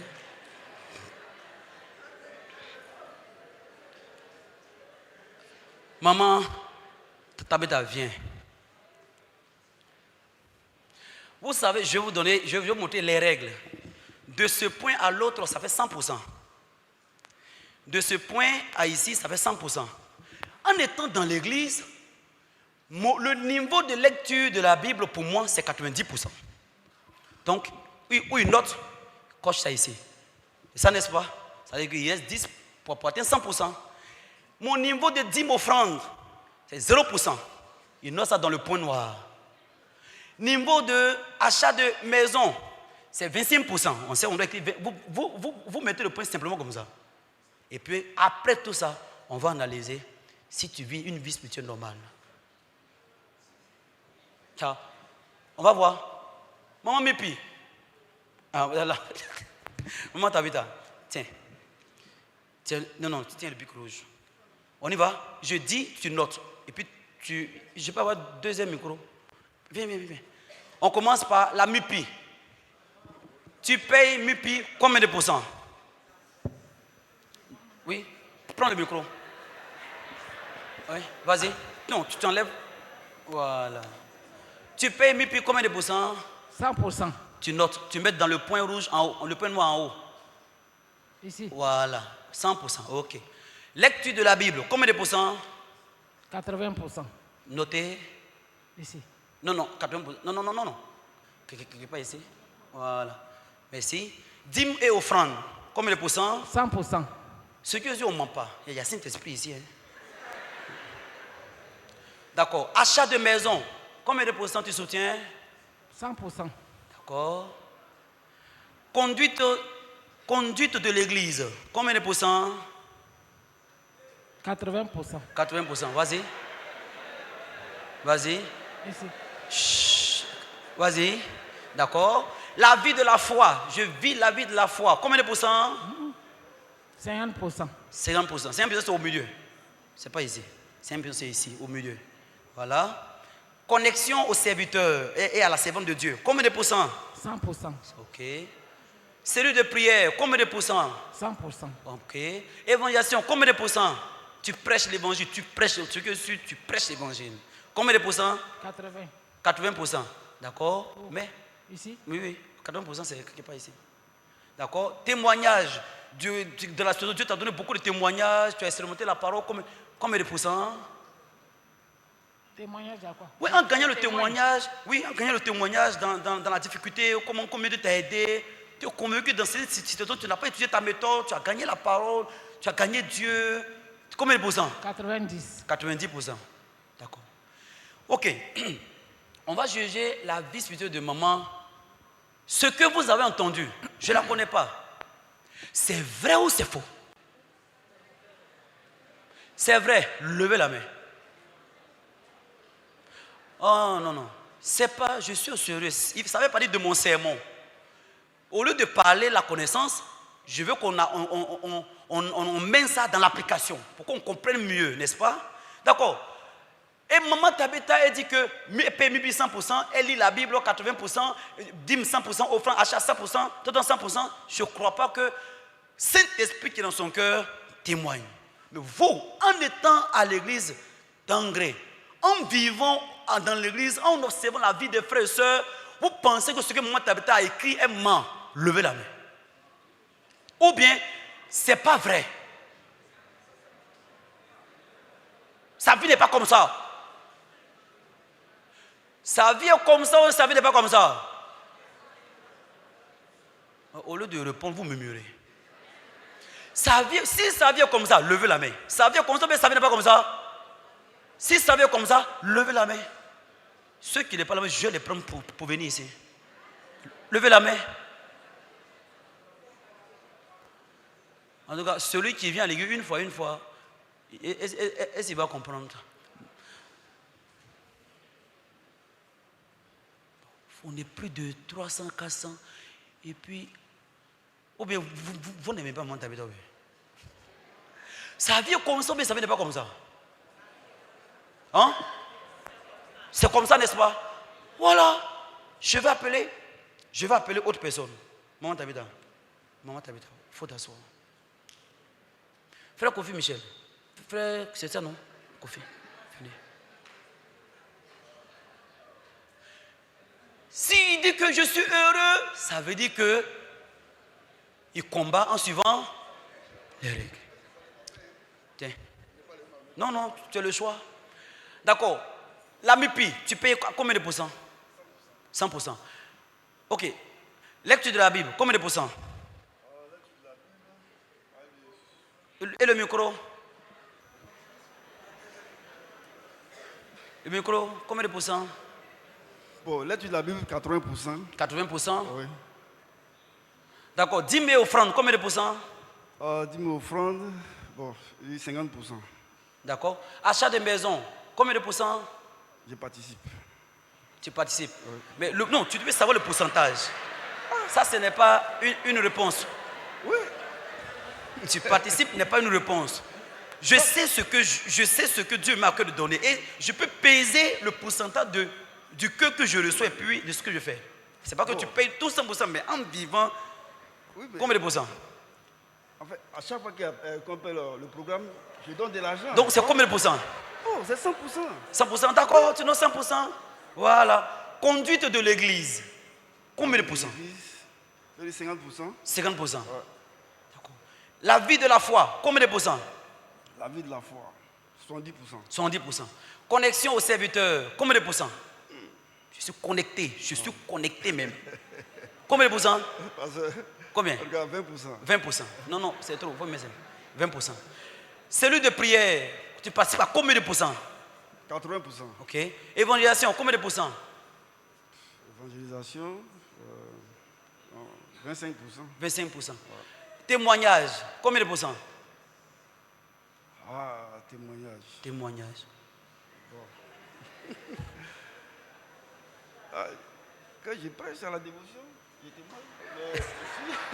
Non, le témoignage que tu as eu dans l'église, comment Dieu a travaillé dans ta vie. Ah, d'accord. Combien ok. de pourcents? Ah, d'accord. Comment Dieu a travaillé dans ma vie, témoignage, en tout cas, je vais parler de 80%.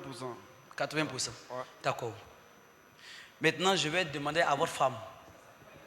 Si je demande dans l'ensemble, je vois que si la communication, c'est automatique. Madame Kofi, ce qu'il a dit, c'est vrai ou faux? Oui, tout ce qu'il a dit, en pourcentage. Bon, moi, je peux donner 80%.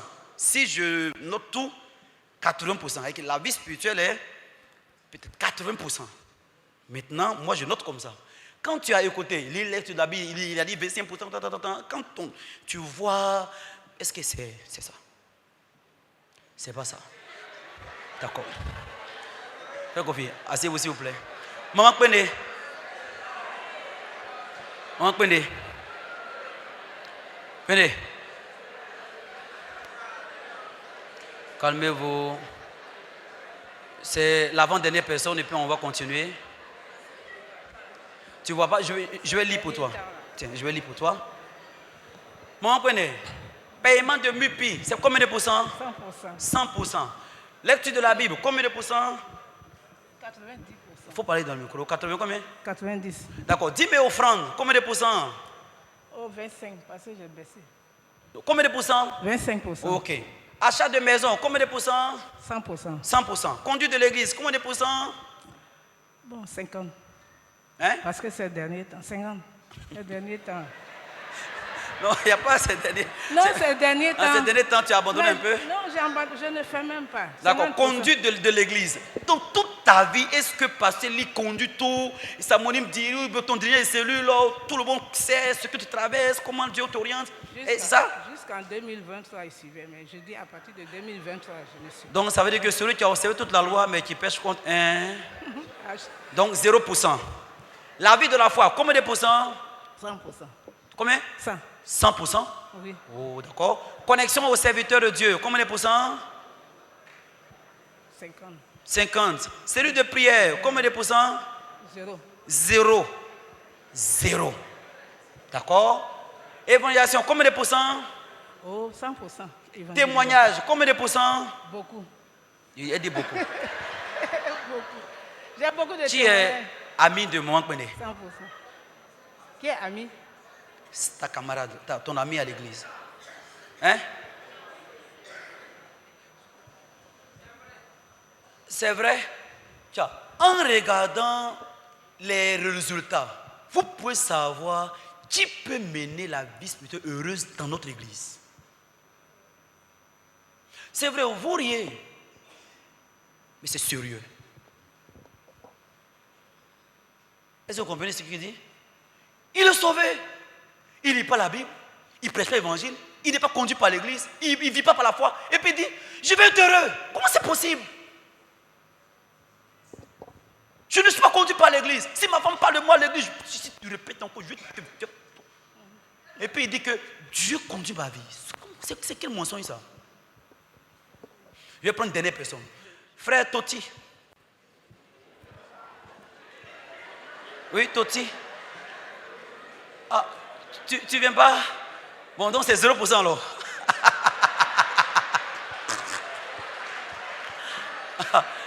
D'accord.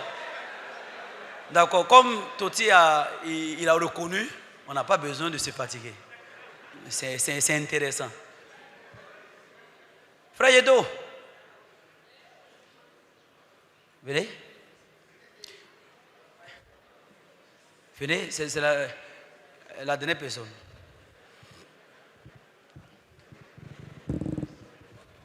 Pendant que on examine, étant ainsi, parce que je peux vous appeler, vous tous, vous devez vous examiner. Et pas ça? On y va. La MIPI, combien de pourcents? MIPI, combien de pourcents? 100%. 100%, ok. Lecture de... Non, tu n'as pas bien de noter même. Lecture de la Bible, combien de pourcents? 100%. 100%. 10 mots francs, combien de pourcents? C'est à 50. Combien? 50. Non, il faut parler pour... 50. 50%. Achat de la maison, achat des biens immobiliers ou autres, combien de pourcents? 100%, pasteur. Merci. Conduite de l'église, combien de pourcents? 50%, pasteur. 50%. Oui, pasteur. D'accord. La vie de la foi, combien de pourcents? Bon, pasteur, on va dire 70%. 70%, d'accord. Connexion au serviteur, à mon dirigeant de cellules, à ma femme, combien de pourcents? 20%. 20%. 20%, allez-y. Cellule de prière, combien de pourcents? Celui de prière. Oui. 40%. 40%, d'accord. Évangélisation, combien de pourcents? 50%. 50%. Témoignage, combien de pourcents? Témoignage, combien de pourcents? 100%. Témoignage, combien de pourcents? 100%. Si témoignage 100%, connexion serviteur de 10%, c'est paradoxal. Oui. Parce que témoignage ne peut pas... Il y a source témoignage. D'accord, je vais demander à madame. Madame, quand tu as écouté le diagnostic, qu'en penses-tu? Qu'en penses-tu? Il a diminué. Oui, c'est bon. D'accord. Il est maestro aussi là-bas. Il faut aider ce côté bien. Hein? D'accord. Merci. Si j'appelle Coral, je dois appeler Ira, n'est-ce pas? Oui. Un membre est Ira parce qu'elle chante aussi avec le cœur de l'église aussi, n'est-ce pas? Donc je vais appeler... Oh, c'est ce qui conduit, c'est pas moi.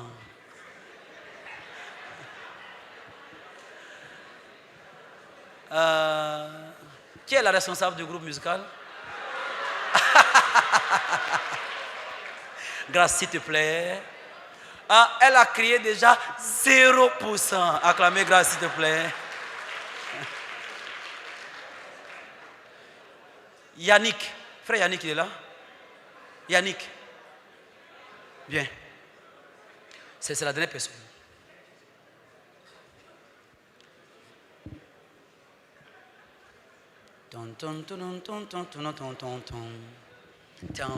Tiens. Paiement de MIPI, combien de pourcents? Tiens. 80%.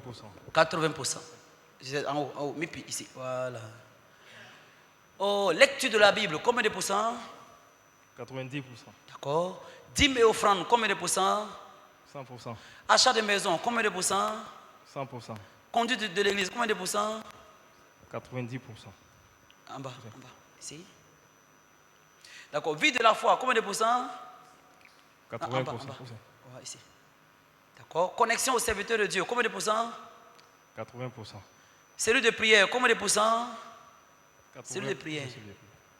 Combien de pourcents? 75%. D'accord. Évangélisation, combien de pourcents? 80%. 80%. Témoignage, combien de pourcents? 80%. D'accord. Madame Yannick est là. C'est bon? Ah, elle a validé. C'est bon. C'est bon, ça marche. Madame Kesseko, s'il te plaît. Oui, toi. Non, c'est toi, je veux. Vous êtes ensemble. Elle a renié, hein, elle dit que c'est 0% aussi. Alors, frères et sœurs, je voulais faire cet exercice pour qu'on puisse penser sérieusement. Si on ne s'examine pas, le pasteur nous a dit à la réunion des pasteurs que s'il y a une chose qui ne marche pas dans votre vie, on doit chercher à résoudre. Je suis heureux. Pasteur, dimanche, je suis passé avant de voyager, il a prêché. Je suis heureux. Je suis heureux. Il est heureux comment même? Il est mon maître, il est heureux. Moi qui suis serviteur, je ne suis pas heureux. Il est heureux comment même? Il y a la condition pour être heureux. Si vous regardez la pomme, la peau est rouge, mais si on coupe à l'intérieur, c'est comment? Blanc. Mais la tomate, si on coupe la tomate, à l'intérieur quoi? Est identique à quoi? À l'extérieur. Celui qui vit la vie sur de pommes, waouh, dehors c'est propre. Mais dehors et puis intérieur, totalement différent. Oui, même on vit pour l'évangile, on prêche l'évangile, on chante, on fait beaucoup de choses. Oui, c'est bon. Extérieur, tout le monde ne peut pas critiquer. Mais si l'intérieur est différent de l'extérieur, c'est zéro. C'est zéro. Même si parce que le serviteur de Dieu a reçu le cœur qui veut faire telle chose, si notre intérieur est différent de son intérieur, comment Dieu pourra accomplir de grandes choses dans notre vie? J'ai expérimenté ça à jamais, j'ai vu. Avoir même cœur, causer ensemble, partager la parole ensemble, sortir ensemble, écouter une seule personne, courir ensemble. J'ai vu. Lorsque je commençais à faire des activités de l'église, Dieu m'a montré. Avec cette manière, Dieu travaille. Même si je ne fais pas effort, je suis assis à la maison. Les frères et sœurs, avec le cœur, tu travailles exactement. On est heureux. Et beaucoup de personnes ont eu concours. Un jour, j'ai dit à un frère, frère, David, il faut travailler à la mairie du plateau. Pasteur, mais je n'ai pas de diplôme. Je dis, il faut travailler à la mairie du plateau. Démissionne, travaille à la mairie du plateau. Mais parce que comment je peux travailler à la mairie du plateau? La mairie ne m'a pas encore appelé. Je ne suis pas encore connu. Je dis travailler. Chaque fois quand je l'ai regardé, tu es allé à la mairie? Il rit. Frère, tu es allé à la mairie? Il rit. Parce que je ne vais pas démissionner. Démissionner, travaille à la mairie. Un jour, il était à la maison, la mairie l'a appelé. Bonjour frère David, comment tu vas? Est-ce que tu peux envoyer tes dossiers et autres? Parce que sur la liste de ceux qui doivent travailler à la mairie, ton nom figure dessus. Il est tombé comme si c'était un rêve. Il est parti. Il voit son nom est sur la liste de ceux qui doivent travailler auprès du maire même. Parce que comment c'est possible? Frère David, si tu suis l'église, crois en l'église. Crois au serviteur de Dieu. Tu seras heureux. Tu n'as pas besoin de voir le résultat pour croire. J'ai prié pour toi avant de te dire travaille à la mairie. Nous sommes la deuxième plus grande église. On doit gagner la mairie du plateau. Donc Dieu ne peut pas empêcher que tu travailles à la mairie. Le frère Arnold, il travaille à la RTI. Lorsqu'il s'est marié, ils ont montré sa photo à la RTI. Je dis que ça c'est tromperie de Satan. Il n'a plus le temps pour lire la Bible. Il n'a plus le temps pour prêcher l'évangile. Il n'a plus le temps de causer avec les frères et sœurs. Je l'ai appelé. Tu es où? Allez, il sort. Il faut démissionner. Pasteur, démissionne. Il a démissionné. Assieds-toi à la maison. Il faut prêcher l'évangile sur vous. Comment ta vie sera utilisée à servir ce monde pendant que tu dois prêcher l'évangile? Il ne faut pas faire un travail qui va t'empêcher de vivre pour Dieu. Démissionner. Il a démissionné. Il était à la maison. Un mois après, sa femme, elle nous connaissait qui l'a appelé. Il y a un monsieur qui cherchait infographe ou bien infographe, je ne sais pas. Donc, à RTI, il est payé à 200 000. Mais lorsque ce monsieur l'a pris, il est payé à 300 000 francs. Chaque jour, il offre tout. Il vit par la foi. Dieu travaille dans sa vie. Tout le monde l'appelle. Parce que je causais à Arnold. Je lui ai demandé, tu as fait quoi? Tu n'as rien fait. Tu as juste écouté. Tu as juste suivi simplement. On ne peut jamais être couronné en ignorant les règles. Qu'est-ce que j'ai appris dans l'église? C'est ma vie.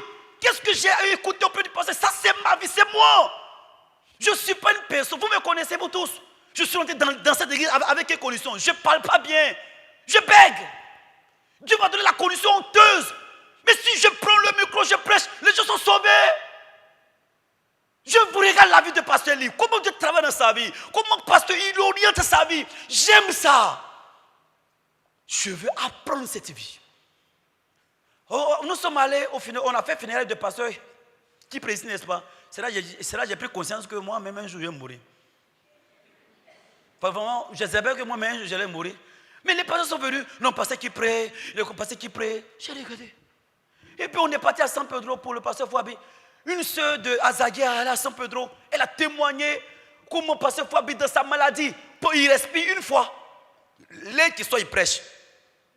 Quand l'air finit, il doit respirer encore pour donner la deuxième parole. Il a prêché dans ces conditions à une dame qui est sauvée. Lorsqu'il est mort, la dame est allée à San Pedro en pleurant. Pasteur, merci, pasteur, merci dans ta maladie. Je suis pasteur de cette église. Je vais mourir un jour. Et puis pendant que je serai couché, qu'est-ce que les gens vont dire de moi? Pendant que vous avez la voiture, vous avez le travail, vous avez la possibilité de vivre pour rester dans le cœur, déjà comme la lettre. Pendant ce temps, vous vivez pourquoi? Pour mon travail, pour mon mariage, le cœur de Dieu, l'église, qui va donner la valeur à ta vie méprisée. Qu'est-ce qu'on cherche? J'ai demandé, ici, connaissons le serviteur de Dieu. C'est rare. Hein? Sans être connecté, il prêche. Sans être connecté, il lit la Bible. Sans être connecté, il prie. C'est erreur. Dans cette vie, on ne peut jamais être heureux. Dans cette vie, on ne peut jamais être heureux. Aujourd'hui, j'ai lu l'histoire de Uza.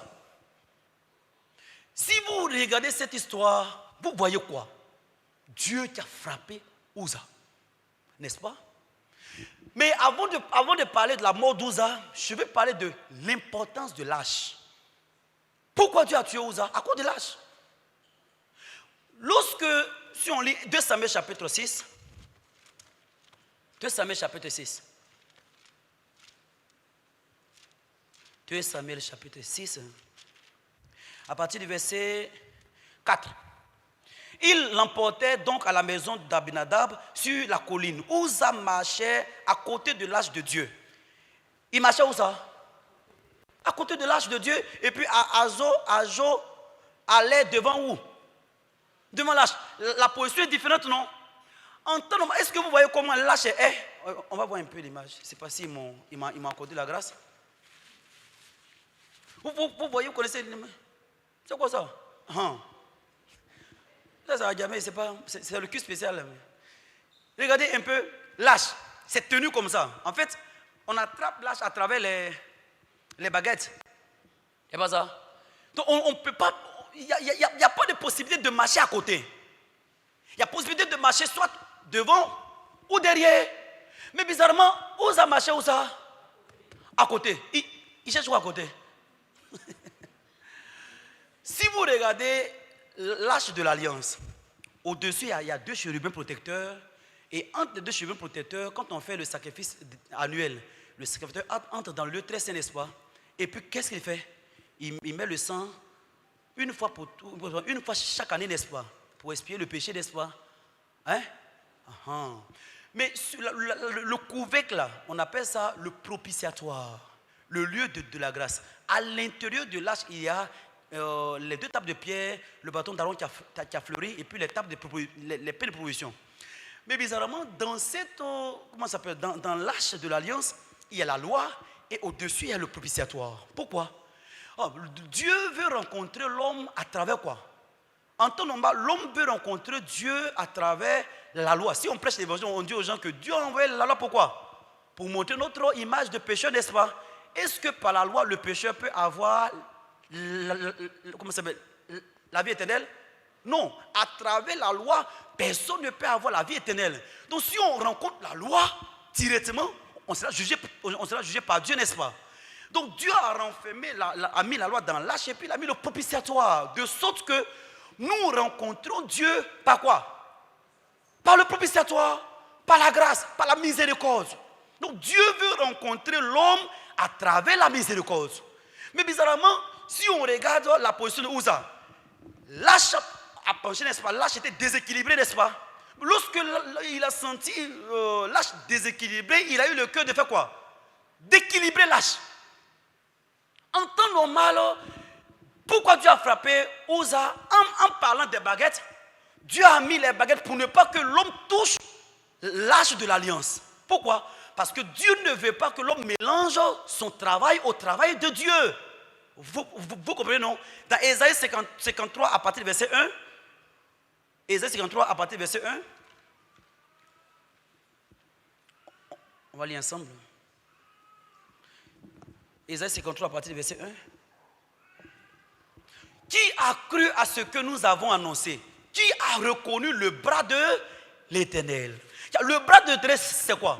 Le travail de Jésus-Christ à la croix. L'œuvre de Dieu à la croix, c'est quoi ça? Le bras de l'Éternel. Oui, tu peux rencontrer Dieu à travers la grâce. Mais dans cette grâce que nous obtenons, il n'y a pas la participation de l'œuvre de l'homme. Vous comprenez? Tu ne dois pas toucher l'âge parce que je ne peux pas t'accorder la grâce en t'associant à mon travail. Le bras de Dieu, c'est le travail de Dieu. C'est l'œuvre de Jésus-Christ qui nous a donné la grâce, nous a donné la miséricorde. Donc l'alliance, ou du moins l'âge de l'alliance représente Jésus qui nous a délivrés du jugement de la loi. Donc Dieu ne veut pas que l'homme mélange son travail au travail de Dieu. Donc si nous avons écouté la parole en temps normal, nous devons accepter la parole directement, sans ajouter notre pensée. Avant-hier, j'ai fait CLF. Un pasteur est venu, et puis j'ai fini de prêcher, il me demande, donc vous voulez dire que Jésus qui c'est moi à la croix, c'est fini? Oui, c'est fini. Tel que c'est écrit, on croit. Donc on ne fait rien. Mais pourquoi Dieu fait quelque chose? Les gens vont aller à l'église avec les bonnes intentions. Pardon, les gens vont aller à l'enfer en vivant avec les bonnes intentions et puis les bonnes pensées. Voici Uza, il a attrapé l'âge en ayant quoi? La bonne intention. Ou l'âge en train de tomber, attraper, redresser l'âge. Ce n'est pas une mauvaise pensée, c'est la bonne intention, c'est la belle pensée. Mais est-ce qu'il y a un problème dedans? Il n'y a pas de problème si j'ai touché. Mais bizarrement, la réaction de Dieu était étonnante. Beaucoup de personnes vivent la vie spirituelle en cherchant à équilibrer leur vie spirituelle. Ça, c'est le plus grand problème. Tu cherches à équilibrer quoi? Non, il semble que ma vie spirituelle ne marche pas. Si l'église dit que un frère, tiens la soeur, tu ne sens pas que l'église, c'est le choix de Dieu. C'est mon goût. C'est pas mon goût, hein. C'est un choix qui est déséquilibré.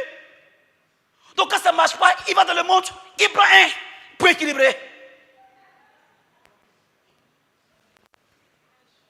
C'est le choix de Dieu. Le choix de Dieu, c'est mon choix. On dit non avec notre bouche. On croit en l'église. On croit en Dieu. Mais en vivant avec l'âge, on marche à côté de l'âge. On vérifie. Et c'est bon. Attention. Attention. Il ne faut pas tomber. Hein? Si l'église donne une parole qui ne marche pas avec nos compréhensions, attention. On doit essayer de bien penser. Avec les bonnes intentions, on comprend la parole. Avec les bonnes pensées, on équilibre la parole. On équilibre l'église. On équilibre le serviteur de Dieu. Comme s'il est déséquilibré. Hein? Il ne voit pas bien. Hein? Tu suis l'église sans réfléchir. Fais attention. Hein? Les frères, ceux que j'ai connus, lorsque je suis entré dans l'église, qui avaient le témoignage, qui avaient le cœur de Dieu, des derniers jours, ils pensent, est-ce que l'église peut tout assurer? Sans prêcher l'évangile, sans vivre par la foi, sans gagner Dieu, il marche bien, il vit bien.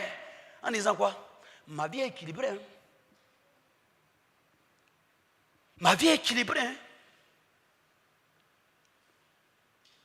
Et puis il regarde ceux qui vivent pour l'évangile. Oh, mais toi, ta vie est déséquilibrée. Avec les bonnes pensées, ils sont en train de vivre la vie spirituelle. Les chrétiens Ouza, ils sont comme ça. Les chrétiens Ouza, ils vivent avec les bonnes intentions, les bonnes idées, les bonnes pensées. Mais il n'y a pas de parole. Il n'y a pas de serviteur de Dieu. Il n'y a pas l'église. Mais ils vivent bien. Ils font parler entre eux. Ils s'insultent entre eux. Mais dans leur cœur, je crois en la parole. Hein? Je crois en Dieu. L'église m'a appelé en 2013. Le pasteur m'a dit que tu vas te marier. Oui, pasteur, avec qui? J'ai fait mon choix. Le pasteur m'a dit non. Je veux que tu te maries avec la sœur Jocelyne. Jocelyne, on ne s'entendait pas à l'école de mission. C'était chien et chat. Pasteur, oui, je crois qu'elle est bien pour ta vie spirituelle. Amen. Elle est bien, c'est tout. Je ne cherche pas à savoir, elle est grosse, elle est grande taille, elle est comment. Ce n'est pas important. Si c'est le choix de l'âge, si c'est l'âge, on suit. Déséquilibré ou pas, on avance. Il n'y a aucune personne qui dit que Jésus est mort à la croix pour nos péchés, mais il n'y en a pas, n'est-ce pas? On n'équilibre pas le salut. Parce que si on est au courant, équilibre, tu vas comprendre. On n'équilibre pas le salut. On accepte le salut. On accepte, même si c'est bon, parce que ce n'est pas nous qui avons travaillé pour ça, n'est-ce pas? Mais quand il s'agit d'abandonner sa pensée pour vivre, on équilibre. Avec les belles pensées, les belles intentions, on équilibre. Et sa vie est misérable, sa vie est malheureuse. Il n'y a pas Dieu qui travaille dans sa vie. Il n'est pas heureux. Pourquoi il vit toute sa vie pour mettre sa main dans l'œuvre de Dieu pour équilibrer l'âge? Pourquoi s'il est malheureux? C'est tout. Il n'y a pas autre chose. Parce que m'a ramené à l'école de mission, j'ai pleuré. Parce que je voulais équilibrer. J'ai échoué mon ministère, je suis devenu. Je vais équilibrer les frères et sœurs. Parce que les gens m'ont dit, il ne faut pas dire la vérité. Non, attends, tu ne comprends pas. Équilibrons.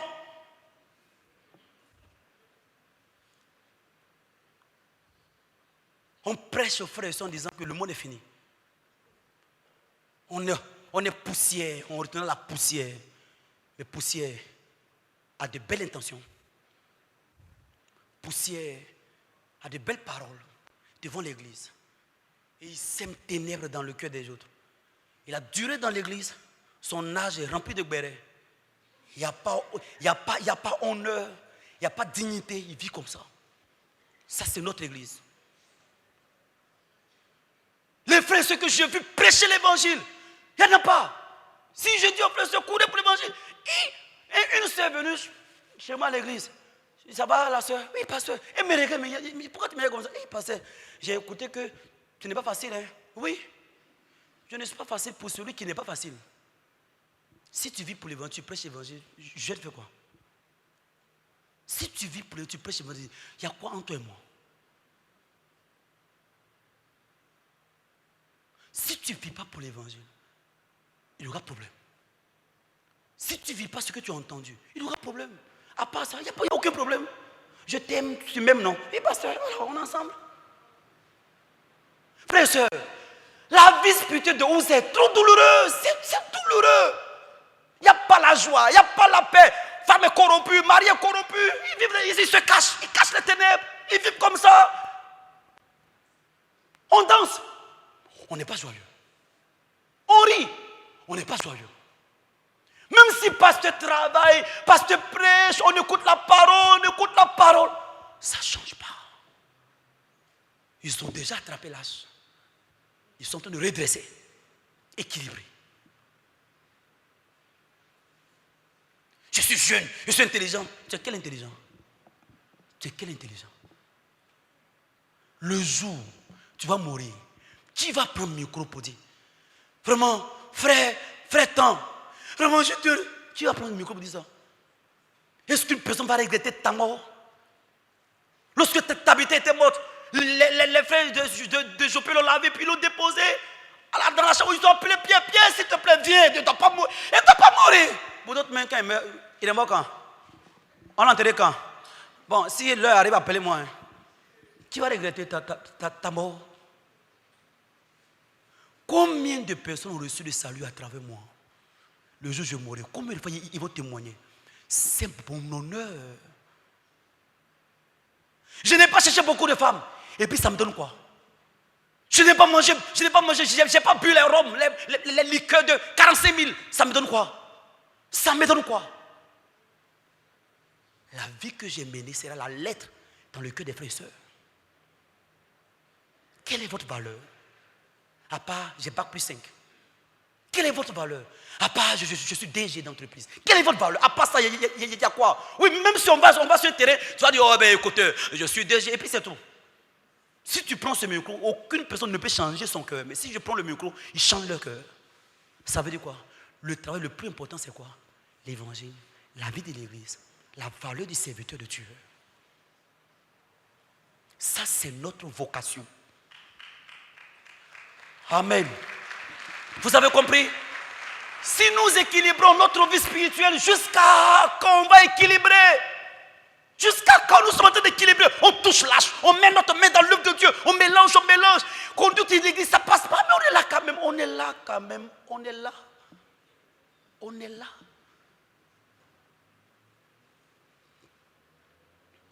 On est rempli d'orgueil, on est là. Pasteur, tu lui as donné de grands rêves. J'ai dit aux frères et sœurs d'Adjamé, je n'ai aucun ministère.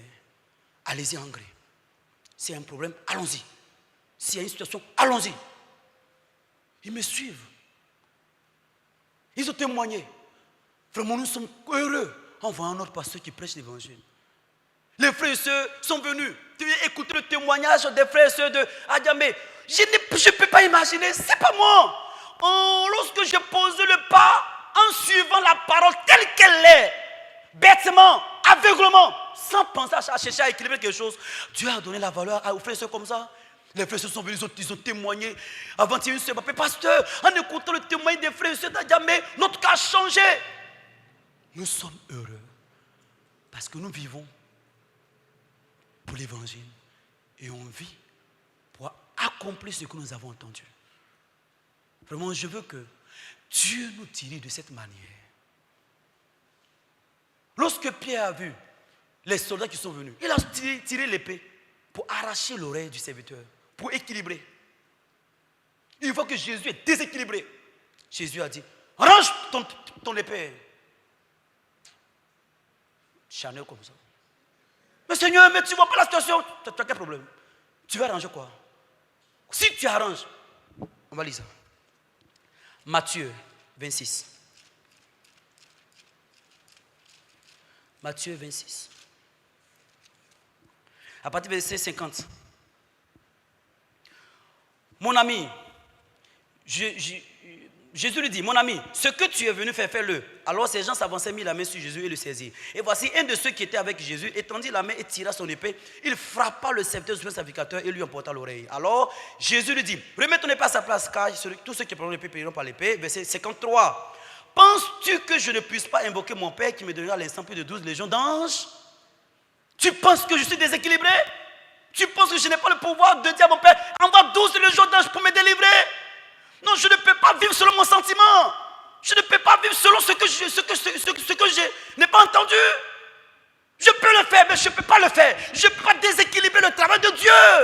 Je ne peux pas équilibrer. À tes yeux, c'est déséquilibré. Aux yeux de Dieu, c'est la parole. À tes yeux, c'est déséquilibré. Aux yeux de Dieu, c'est la parole. On pêche. Vraiment, c'est déséquilibré. Mais on dit quoi? On est juste. Waouh! Satan et Dieu, qui est plus juste? C'est Satan. Comment Achitophel, il regarde David qui a couché avec sa petite fille. Il dit que Dieu dit que selon le corps de Dieu, on va le tuer. Parce qu'il pense que David est déséquilibré. Donc si on regarde Satan, comment ça s'appelle? Saül, un bon papa de famille qui a bien éduqué ses enfants, même si ses enfants aiment David, ils sont toujours collés à lui. C'est un bon père de famille. Mais David, sa fille, a été violé par son demi-frère. Ses deux enfants ont voulu faire coup d'état contre lui. On dit que lui là, il est l'homme de Dieu. Oui, même si c'est déséquilibré, il est le serviteur de Dieu. Vous cherchez un Dieu qui est équilibré, un Dieu qui est juste. Si je suis pourquoi ma vie est comme ça? Ma vie est comme ça. C'est comme ça parce que tu mets ta main. Toi au moins Dieu ne t'a pas frappé.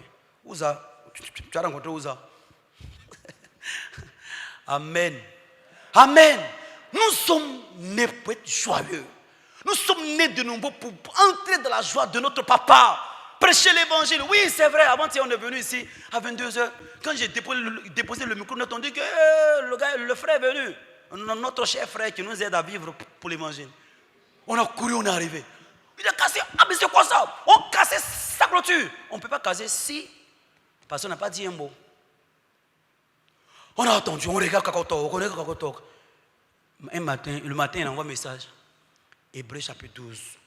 On va lire. Pasteur, envoie un message. Hébreux chapitre 12 à partir du verset 1.